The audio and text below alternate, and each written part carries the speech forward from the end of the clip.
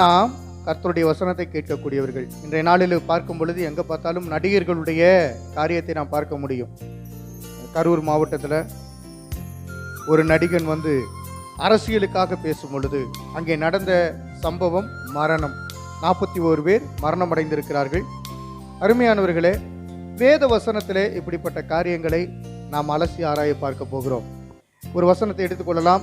ஏன் கிறிஸ்தவர்கள் நடிகர்களை பின்பற்றக்கூடாது என்ற தலைப்பின் கீழாக நாம் பார்க்க போகிறோம். ஏன் கிறிஸ்தவர்கள் நடிகர்களை பின்பற்றக்கூடாது, நடிகைகளையும் பின்பற்றக்கூடாது என்பதற்கான வசனங்கள் ரோமர் 12ஆம் அதிகாரம் 2வது வசனத்தை வாசிக்கும் போது நாம் புரிந்து கொள்ள முடியும். இந்த உலகத்தினுடைய சாயலின் ஒத்தவர்களாக இருக்கக்கூடாது, உங்களுடைய மனதின் புதிய தன்மையினாலே மாறுங்கள் என்பதை நீங்கள் அறிந்து கொள்ள முடியும். இப்பொழுது இந்த வசனத்தை நீங்கள் வாசிக்கப் போகிறீர்கள்.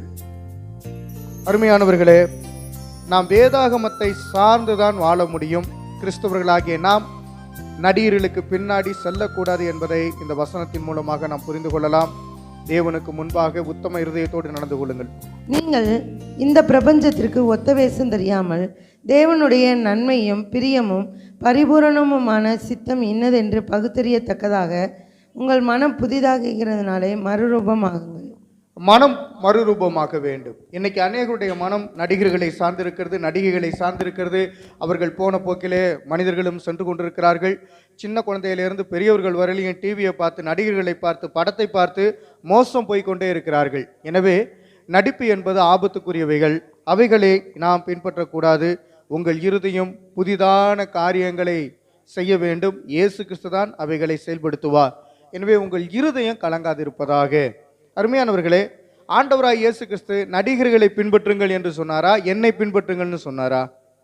இயேசு கிறிஸ்துவுக்கு நடிப்பு தெரியாது, நடிக்க தெரியாது. இயேசு கிறிஸ்து ஒரு நடிகன் அல்ல, அவர் தேவாதி தேவன், அவர் உண்மையுள்ளவர், உண்மையின் பிரகாரமே நடக்கக்கூடியவர். அவரை பின்பற்றினால் நாம் அவரை போல மாற முடியும். இயேசு கிறிஸ்து ஒருபோதும் எந்த இடத்துல நடிக்க மாட்டார். ஏன் என்று சொன்னால் அவர் உண்மையுள்ளவர். அவருக்கு பேரே சத்தியபரர், அவர் பேரே நீதிபரர். அவர் எப்படி நடிக்க முடியும்? அதனால பிசாசின் மனிதர்கள் பிசாசு பிடித்திருக்கிறபடினாலே நடிக்கிறார்கள். இன்னைக்கு நடிகர்களுக்கு பின்னாடி போகிறவர்கள் அனைவரும் நடிகர்களாய் இருக்கிறார்கள். எப்படிப்பட்ட நடிகர்கள்? பிசாசின் நடிகர்களாய் அவர்கள் காணப்பட்டு கொண்டிருக்கிறார்கள். மத்தேயு 4ஆம் அதிகாரம் 19வது வசனத்தை எடுத்து வாசிக்கும் பொழுது ஆண்டவராய் இயேசு கிறிஸ்து சொல்லுகிறார், என்னை நீங்கள் பின்பற்றுங்கள் என்று சொல்லுகிறார். நீங்க யாரோ ஃபாலோ பண்றீங்க அப்படிங்கிறது தான் முக்கியம். I follow Jesus. இயேசு கிறிஸ்துவை நான் ஃபாலோ பண்ணிக்கிட்டு இயேசு கிறிஸ்துவை சொந்த ரட்சகராக ஏற்றுக்கொண்டிருக்கிறேன். அதனால் அவரை மட்டுமே நான் பின்பற்றுவேன், அவரை மட்டுமே தான் நான் ஃபாலோ பண்ணுவேன். என் பின்னே வாருங்கள், உங்களை மனுஷரை பிடிக்கிறவர்களாக்குவேன் என்றார். ஆண்டவராய் இயேசு கிறிஸ்து என் பின்னே வாருங்கள் என்று சொன்னார். நடிகர்களை பின்பற்றாதே என்று இந்த வசனம் நமக்கு கூறுகிறது. என் பின்னே வாருங்கள் என்று சொல்லும் பொழுது நடிகர்களுக்கு பின்னாடி செல்லாத, அவர்கள் மோசம் போக்கி விடுவார்கள், அவர்கள் தங்களுடைய பொல்லாத கிரியைகளை நடப்பிப்பார்கள் என்பதை இந்த வசனத்தின் மூலமாக கற்றுக்கொள்ள முடியும். நடிகர்கள் வெளியிலே அழகாக இருப்பார்கள், உள்ளே வெற்றிடமாக இருப்பார்கள். நடிகர்களை பொறுத்தவரையிலையும் மேக்கப் போட்டு நல்லா தன்னை காட்டிக்கொள்வார்கள், அழகாக தன்னை காட்டிக்கொள்வார்கள். ஆனால் அவங்க உள்ளம் வெற்றிடமாக இருக்கும். வெற்றிடத்திலே பிசாசானவன் தங்குவான் என்பதை புரிந்து கொள்ள முடியும். அருமையானவர்களே, மத்தேயு 23ஆம் அதிகாரம் 27 முதல் 28 முடிய உள்ள வசனங்களை வாசிங்க. நீங்கள் வெண்மையாய் பூசப்பட்ட கல்லறைகளை போல இருக்கிறீர்கள் என்ற இயேசு கிறிஸ்து கடிந்து கொள்ளுகிறார். நீங்கள் வாசிக்கலாம். மாயக்காரராகிய வேதபாரகரே, பரிசேயரே, உங்களுக்கு ஐயோ! வெள்ளையடிக்கப்பட்ட கல்லறைகளுக்கு ஒப்பாய் இருக்கிறீர்கள். அவைகள் புறமே அலங்காரமாய் காணப்படும், உள்ளேயோ மரித்தவர்களின் எலும்புகளினாலும் சகல அசுத்தத்தினாலும் நிறைந்திருக்கும். அப்படியே நீங்களும் மனுஷருக்கு நீதிமான்கள் என்று புறமே காணப்படுகிறீர்கள், உள்ளத்திலோ மாயத்தினாலும் அக்கிரமத்தினாலும் நிறைந்திருக்கிறீர்கள். உள்ளத்திலோ மாயினாலும் அக்கிரமத்தினாலும் நிறைந்திருக்கிறீர்கள் என்று ஆண்டவராய் இயேசு கிறிஸ்து பரிசேயன், சதிசேயன், மறைநூறு அறிஞர்கள், மூப்பர்கள், பிரதான ஆசாரிகள் அவர்களை பார்த்து கேள்வி கேட்டார். காரணம் என்ன தெரியுமா? அவர்கள் நடித்தார்கள், மக்களுக்கு முன்பாக நடித்தார்கள், தேவனுக்கு முன்பாக நடித்தார்கள். அதனால தான் ஆண்டவர் கடிந்து கொள்ளுகிறார்.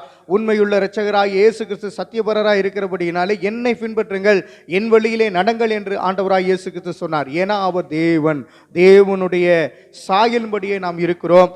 எனவே பிசாசானவன் நடிக்கக்கூடியவன், அவனுக்கு பின்னாடி செல்லக்கூடாது என்பதை இந்த வசனம் நமக்கு நன்றாக கற்றுத்தருகிறது. நீங்கள் கல்லறையை பார்க்கும் பொழுது வெளியிலே நன்றாக அழகாக இருக்கும், ஆனால் உள்ளுக்குள்ளே எப்படி இருக்கும்? தூய்மையாக இருக்காது. அவைகள் கல்லறைகளாக இருக்கிறபடியினால உள்ளுக்குள்ள அசுத்தங்கள் என்ன பண்ண இருக்கிறதை நம்மளால் பார்க்க முடியும். அருமையானவர்களே, கல்லறையை நல்லா பளிச்சுன்னு வெளியில காமிக்கிறத பார்க்கலும் கல்லறை நன்றாக சுத்தமாக இருக்கணும். அப்படின்னா என்ன அர்த்தம்? நம்ம இருதயம் பரிசுத்தமாக இருக்க வேண்டும், நம்முடைய இருதயம் நன்றாக இருக்க வேண்டும். சத்த பிணத்தை போல இருந்து விடக்கூடாது, வெள்ளையடிக்கப்பட்ட கல்லறைகளைப் போல நம்முடைய இருதயம் காணப்பட்டு விடக்கூடாது, நடிக்கக்கூடாது. ஆமென் சொல்லலாமே.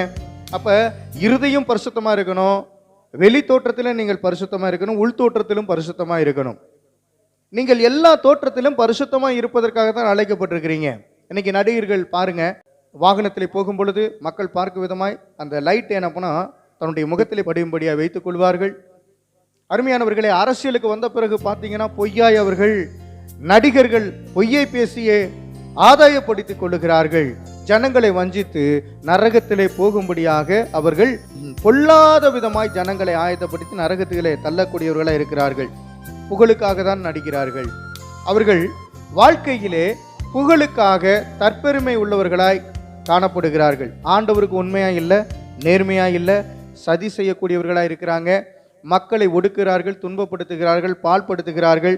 எனவே அவர்கள் திரையில் சிரிப்பார்கள், ஆனால் உள்ளத்திலே துயரப்படுவார்கள். திரையிலே பார்க்கும் பொழுது சிரிப்பார்கள், நடிப்பார்கள், 40 பேர்த்தை காப்பாற்றுற மாதிரி காமிப்பாங்க. ஆனால் கரூரில் நடந்த நிகழ்ச்சியில் விஜய் என்ற மனிதன் போய் 40 பேரை யாரையும் காப்பாற்றலை, அவர் தப்பித்து ஓடிவிட்டார். எனக்கு அருமையானவர்களே, தேவன் நம்மளை காப்பாற்றுகிறவராக இருக்கிறார், தேவன் நமக்கு உதவி செய்யக்கூடியவராக இருக்கிறார், தேவன் தான் நமக்கு எல்லாவற்றுக்கும் உறுதுணையாக இருக்கிறார். எனவே நீங்கள் அவரை ஃபாலோ பண்ணுங்க. அருமையானவர்களே, இயேசு கிறிஸ்து இதே போல ஒரு கூட்டத்தில் போய்கிட்டு இருக்கும் பொழுது காட்டு அத்திமரத்தில் ஏறி ஒரு மனுஷன் பார்த்தான். அவன் சகேயுவாய் இருந்தான். ஏன்னா அவன் குள்ள மனிதனாக இருந்தான். மக்கள் எல்லாம் இயேசு கிறிஸ்துவை பார்க்கும்படியாக வந்திருக்கிறாங்க. இயேசு கிறிஸ்துடைய முகம் தெரியவில்லை.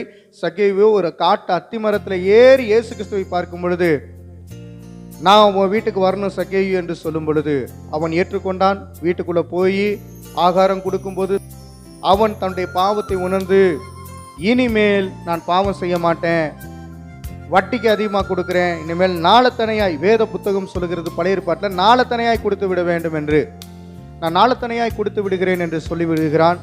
அந்த வீட்டுக்கு ரட்சிப்பு உண்டானது என்று ஆண்டவர் சொல்லுகிறார். உங்கள் வீட்டுக்கு ரட்சிப்பு உண்டாக வேண்டுமா? நடிகர்கள் பின்னாடி போக வேண்டாம். உங்கள் டிவியில் நடிகர்களை குறித்து எந்த ஒரு காரியத்தையும் பார்க்க வேண்டாம். டிவியே நமக்கு வேண்டாம். வேத புத்தகம் இருக்கிறது, வேத வசனம் இருக்கிறது, உங்களுக்கு தேவையான சகலமோ செல்லுக்குள்ளே இருக்கிறது. அது நன்மையான விஷயம் என்னென்னா பைபிளை மட்டும் படிங்க, பைபிளை மட்டும் பாருங்க, இறை செய்திகளை கேளுங்க, கர்த்தருடைய வார்த்தைகளை மட்டும் நம்பி அதன்படி நடங்க. உங்கள் முழு இருதயமும் முழு உள்ளமும் கர்த்தரை மகிமைப்படுத்தி கொண்டே இருப்பதாக. அல்லேலூயா. நடிகர்கள் அவர்களை பொறுத்தவரையிலையும் மக்களை முட்டாளாக்கும் விதமாக அவர்கள் சண்டை போடுவார்கள், நடிப்பார்கள், அழுவார்கள், முகபாவனை செய்வார்கள். ஆனால் அவர்களுக்கு என்ன தெரியாது அப்படின்னா உண்மை தெரியாது. உண்மையுள்ள மனிதன் தான் பரிபூர்ண ஆசீர்வாதத்தை பெறுவான். உண்மையை நாடுங்கள், உண்மை உள்ளவர்களாய் மாறுவோம். வேதவசனம் சொல்லுகிறது, உண்மையுள்ளவர்கள் பரிபூர்ண ஆசீர்வாதத்தை பெறுவார்கள். ஆசீர்வாதத்தை பெறாதவர்கள் யார் அப்படின்னா நடிகர்கள் தான். எனவே புகழுக்காக நடிப்பார்கள், ஆனால் ஆன்மாவில் வெறுமை உண்டாகும். யாருக்கு அப்படின்னா நடிகர்களுக்கு. ஆத்மாவில் வெறுமையா இருக்கக்கூடியவர்கள் தான் நடிகர்கள். அவர்கள் புகழுக்காக நடிக்கக்கூடியவர்கள். 1 சாமுவேல் 16ஆம் அதிகாரம் 7வது வசனத்தை வாசிங்கள். தேவன் வெளிப்புறத்தை பார்க்கவில்லை, உள்புறத்தை தான் பார்க்கிறார். அந்த வசனத்தை வாசிக்கலாம். 1 சாமுவேல் 16ஆம் அதிகாரம் 7வது வசனம். கர்த்தர் சாமுவேலை நோக்கி, நீ இவனுடைய முகத்தையும் இவனுடைய சரீர வளர்ச்சியையும் பார்க்க வேண்டாம், நான் இவனை புறக்கணித்தேன். மனுஷன் பார்க்கிறபடி நான் பாரேன். மனுஷன் முகத்தை பார்ப்பான், கர்த்தரோ இருதயத்தை பார்க்கிறார் என்றார். கர்த்தரோ இருதயத்தை பார்க்கக்கூடியவராக இருக்கிறார். மனுஷனோ எப்படி பார்க்கிறவனாக இருக்கிறார்? வெளி தோற்றத்தை பார்க்கிறான். மனுஷன் எதை பார்க்கிறான்? முகத்தை தான் பார்க்க முடியும். இன்னைக்கு அநேக பேர் எதை பார்க்கிறார்கள் என்றால் முகத்தோட்டத்தை மட்டும் பார்க்கிறார்கள். உள்ளுக்குள்ள இருக்கிற பரிசுத்த ஆவியானவரை அநேகர் பார்ப்பதில்லை. தேவ பிள்ளைகளுக்குள்ளாக இருக்கிற ஆண்டவரை அநேகர் பார்ப்பதில்லை. எனவே கள்ளங்கபடம் இல்லாத குழந்தையை போல் இருங்கள் என்று ஆண்டவராய் இயேசு கிறிஸ்து சொல்லியிருக்கிறார். ஆனால் கள்ளமும் கபடமும் நிறைந்தவர்கள் யார் அப்படின்னா நடிகர்கள். பிசாசினால் வாதிக்கப்படுகிறவர்கள் நடிகர்களாகவே இருப்பார்கள். ஏன்னா பிசாசு நடிகன், அவனை பின்பற்றுகிறவர்கள் நடிகர்கள். அதை பின்பற்றி மோசமாய் ஜனங்கள் நடந்து கொண்டிருக்கிறார்கள். இந்த உலகத்திலே பார்க்கும் பொழுது லட்சக்கணக்கான கோடிக்கணக்கான ஜனங்கள் யாரை பின்பற்றுகிறார்கள் என்றால் தங்களுக்குன்னு ஒருவனை தேர்ந்து கொள்ளுகிறார்கள். அவர்களை ஃபாலோ பண்ணுகிறார்கள். நாமோ கர்த்தராய் இயேசு கிறிஸ்துவை இரட்சகராய் ஏற்றுக்கொண்டிருக்கிறோம். அவரே நம்முடைய கதாநாயகனாய் இருக்கிறார், அவரே நம்முடைய நாயகனாய் இருக்கிறார். அவரை நீங்கள் பின்பற்ற வேண்டும் என்பதை நீங்கள் புரிந்து கொள்ள வேண்டும். நாம் வெளிப்புறத்தை அல்ல, உள்புறத்தை பின்பற்ற வேண்டும். உள்ளத்திலே தூய்மை, உள்ளத்திலே சமாதானம், உள்ளத்திலே கர்த்தர் இருக்கிறார், இருதயத்திலே ஆண்டவராகிய தேவனுடைய வெளிச்சம் இருக்கிறது. இருதயத்தில் நினைவுகள் கர்த்தரை துதிப்பதாக. இருதயத்தின் வேண்டுதலை எல்லாம் ஆண்டவர் கேட்கிறார். எனவே உள்ளத்தை ஆண்டவர் பார்த்து அதை சரி செய்யும்படியாக கேட்டுக்கொள்கிறார். உள்ளம் தேவனுக்கே, அது நடிகர்களுக்கோ அல்லது தீட்டுப்பட்டவர்களுக்கோ அல்லது தேவனுடைய பிள்ளை அல்லாதவர்களுக்கோ நாம் கொடுத்து விடக்கூடாது. இதை நீங்கள் முதலாவது பின்பற்ற வேண்டும். எனவே முதல் பாயிண்ட் என்னன்னா, நடிகர்கள் வெளியிலே அழகா இருக்கிறார்கள், உள்ளே வெற்றிடமாக இருக்கிறார்கள். அதை புரிந்து கொள்ள வேண்டும். இரண்டாவதாக, உலகத்தின் வழிகளை குறித்து பார்க்கலாம். தேவனின் வழிகளுக்கு விரோதமாக உலகத்தின் வழிகள் இருக்கிறது. உலகம் எப்படிப்பட்டது? மாயையானது. உலகம் எப்படிப்பட்டது? அசுத்தமானது. உலகத்தின் ஜனங்கள் உலகத்துக்குரியவைகளையே நாடுகிறார்கள். உலகத்தையும் அதில் உள்ளவைகளையும் நீங்கள் அன்பாக பார்க்காதிருங்கள் என்று வேதவசனம் சொல்கிறது. 1 யோவான் 2 அதிகாரம் 15 முதல் 17 முடிய உள்ள வசனங்களை எடுத்துக்கொள்ளுங்கள். உலகத்திலும் உலகத்தில் உள்ளவைகளிலும் அன்பு கூறாதிருங்கள். ஒருவன் உலகத்தில் அன்பு கூர்ந்தால் அவனிடத்தில் பிதாவின் அன்பில்லை. ஏனெனில் மாம்சத்தின் இச்சையும் கண்களின் இச்சையும் ஜீவனத்தின் பெருமையுமாகிய உலகத்தில் உள்ளவைகள் எல்லாம் பிதாவினால் உண்டானவைகள் அல்ல, அவைகள் உலகத்தினால் உண்டானவைகள். உலகமும் அதன் இச்சையும் ஒளிந்து போம். தேவனுடைய சித்தத்தின்படி செய்கிறவனோ என்றென்றைக்கும் நிலைத்திருப்பான். உலகத்தின் மேல் அன்பு கூறாதீங்க, உலகத்தை சிநேகிக்காதீங்க. உலகம் எப்படிப்பட்டதுன்னா நடிக்கக்கூடியது. மனிதன் மனிதனுக்கு முன்பாக நடித்து கொண்டிருக்கிறான், தேவன் அதை பார்த்து கொண்டே இருக்கிறார். எனக்கு அருமையானவர்களே, இதை நீங்கள் புரிந்து கொள்ள வேண்டும். தேவனின் ராஜ்யம் பரிசுத்தம் உள்ளது. தேவனுடைய பரலோகம் எப்படி இருக்குதுன்னா, அமைதல் உள்ள ஜீவனம் பண்ணும்படியாய் நம்மளை ஆண்டவர் அழைத்திருக்கிறார். பரலோக ராஜ்யம் அமைதலாய் சாந்தியாய் இருக்கும். நீதி உடையதுதான் பரலோகம். தேவனுடைய ராஜ்யம் நீதி உண்மையை உள்ளடக்கி இருக்கிறது. நாம் எந்த ராஜ்யத்தை சேர்ந்தவர்கள் என்பதை நீங்கள் புரிந்து கொள்ள வேண்டும். நடிகர்களுடைய உலகம் எப்படிப்பட்டது? நடிகைகளுடைய உலகம் காமத்துக்காக அவர்கள் வாழுகிறார்கள், புகழுக்காக அவர்கள் வாழுகிறார்கள், பணத்திற்காக அவர்கள் வாழுகிறார்கள், பொய்யை பேசுகிறார்கள், பொழுதுபோக்கை அவர்கள் நாடுகிறார்கள். உலகத்தின் வழிகள் தேவனின் வழிகளுக்கு விரோதமாகவே இருக்கிறது. உலகத்தையும் அதில் உள்ளவைகளையும் நீங்கள் அன்பு கூறாதிருங்கள். நீங்கள் யார் மேல அன்பு கூறணும்னா கிறிஸ்துவின் மேல அன்பு கூறுங்கள். அல்லேலூயா. இன்னைக்கு பார்க்கும் பொழுது இன்னைக்கு இளம் வட்டங்கள் படிக்கிற பிள்ளைகள் யாவரும் நடிகர்களை பின்பற்றி போகிறார்கள். நடிகர்களை பின்பற்றி 12 வயசு 13 வயசு பிள்ளையெல்லாம் இரட்சகன் என்று சொல்லி போகிறார்கள். அருமையானவர்களே, நடிகங்கிட்ட போய் குழந்தைய காமிச்சு என் குழந்தைக்கு பேர் வைங்க என்று சொல்லி பேரண்ட்ஸ் கேட்குறாங்க. ஒருத்தர் மேல ஒருத்தர் மிதிப்பட்டு 41 பேர் கருவிலே மரணம் அடைந்து விட்டார்கள். நீங்கள் சிந்தித்து பார்க்க வேண்டும். நடிகர்களுக்கு பின்னாடி போனவர்கள் உருப்பட்டதா? கிடையாது. வேத வசனத்தின்படி நடக்கிறவர்கள் கர்த்தருக்குள்ளாக உருப்படுவார்கள். அல்லேலூயா. கர்த்தருக்குள்ளாக காணப்படுவார்கள். பிலிப்பியர் 3 அதிகாரம் 20வது வசனத்தை எடுத்துக்கொள்ளுங்கள். எங்களுடைய குடியுரிமை பரலோகத்தில் இருக்கிறது, வானத்தில் இருக்கிறது. ஏனென்று சொன்னால், இந்த உலகத்தில் குடியுரிமை என்று சொல்லும் பொழுது பலவிதமான நிந்தைகளும் அவமானங்களும் அதில் காணப்பட்டு கொண்டே இருக்கிறது. நடிகனை பயன்படுத்துகிறார்கள் அரசியல்வாதிகள். எனவே இவைகள் முதலாவது தடுக்கப்பட வேண்டும். வாசிக்கலாம். பிலிப்பியர் 3 அதிகாரம் 20வது வசனம். நம்முடைய குடியிருப்போ பரலோகத்தில் உள்ளது. நம்முடைய குடியிருப்போ பரலோகத்தில் இருக்கிறது. அங்கே இருந்து கர்த்தராய் இருக்கிற இயேசு கிறிஸ்து என்னும் இரட்சகர் வர எதிர்பார்த்து கொண்டிருக்கிறோம். நம்முடைய குடியிருப்பு பரலோகத்தில் இருக்கிறது. ஆண்டவராய் இயேசு கிறிஸ்து வருவதற்கு ஆயத்தமாக இருக்கிறார். அவர் எப்பொழுது வருவார் என்று நாம் சிந்தித்து பார்த்து கொண்டிருக்கிறோம். இயேசு கிறிஸ்து சீக்கிரமாய் வரப்போகிறார். எனவே நம்முடைய குடியிருப்பு பரலோகத்தில் இருக்கிறது. நமக்குரியவைகள் எல்லாமே தேவன் தருகிறவராய் இருக்கிறார். எனவே நடிகனை பின்பற்றி நீங்கள் சோரம் போக வேண்டாம். இந்த உலகத்திலே அவன் புகழுக்காக, ஆஸ்திகளுக்காக, அந்தஸ்துகளுக்காக, தன்னுடைய வருமானத்தை எப்படியாவது டாக்ஸ் கட்டாமல், இன்கம் டேக்ஸு இன்னும் பல டாக்ஸுகள் இருக்குது, அதை கட்டாமல் எப்படி அதை செலவு செய்வது அப்படின்ட்டு என்ன பண்ணால் கணக்கு காமிப்பதற்காக அவர்கள் அரசியலுக்குள்ளாக புகுந்து விடுகிறார்கள். அருமையானவர்களே, மனுஷன் பாராட்டுமாறு நீதி செய்வதிலிருந்து எச்சரிக்கையாக இருங்கள். நடிப்பு என்பது பாசாங்கு என்பதை நீங்கள் புரிந்து கொள்ள வேண்டும். 2வது பாயிண்ட் என்ன? உலகத்தின் வழிகள் தேவனின் வழிகளுக்கு விரோதம். உலக வழிகளிலே நீங்கள் செல்லாதீங்க. இயேசு கிறிஸ்து சொல்லுகிறார், நானே வழியும் சத்தியமும் ஜீவனுமா இருக்கிறேன்னு சொன்னார் அல்லவா?